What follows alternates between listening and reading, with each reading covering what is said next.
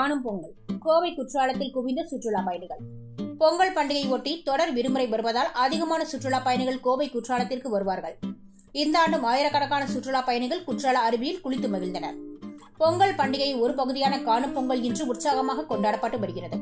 கிராமங்களில் காணும் பொங்கலுக்கு தனி இடம் உண்டு. இப்பண்டிகையின் நிகழ்வுகளில் உற்றார், உறவினர், நண்பர்களை காணுதல் மற்றும் பெரியோர் ஆட்சி பெறுதல் என்பன அடங்கும். பல்வேறு விளையாட்டுப் போட்டிகள், பட்டிமன்றம், முறியடித்தல், வழுக்குமரம் ஏறல் போன்ற வீர சாகச போட்டிகள் உட்பட பல்வேறு நிகழ்ச்சிகள் இடம்பெறும். அதேபோல காணும் பண்டிகை நாளில் குடும்பத்துடன் சுற்றுலா தலங்களுக்கு சென்று வருவது வழக்கம். கோவை மாவட்டத்தில் காணும் பொங்கல் உற்சாகமாக கொண்டாடப்பட்டது.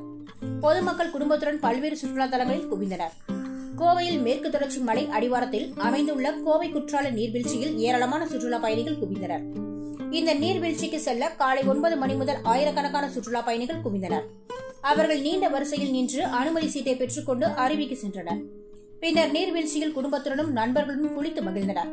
பின்னர் அவர்கள் கொண்டு வந்திருந்த உணவை கூட்டாக அமர்ந்து உண்டு மகிழ்ந்தனர்.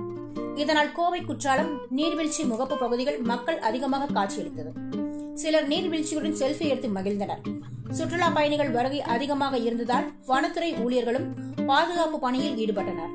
இதுகுறித்து வனத்துறையினர் கூறுகையில், கோவை குற்றால அருவிக்கு தீபாவளி மற்றும் அரசு விடுமுறை நாட்களில் சுற்றுலா பயணிகளின் வருகை அதிகமாக இருக்கும். குறிப்பாக பொங்கல் பண்டிகையை ஒட்டி தொடர் விடுமுறை வருவதால் அந்த நேரங்களில் அதிகமான சுற்றுலா பயணிகள் கோவை குற்றாலத்திற்கு வருவார்கள். இந்த ஆண்டும் 1000க்கும் மேற்பட்ட சுற்றுலா பயணிகள் குற்றால அருவியில் குளித்து மகிழ்ந்தனர் என தெரிவித்தனர்.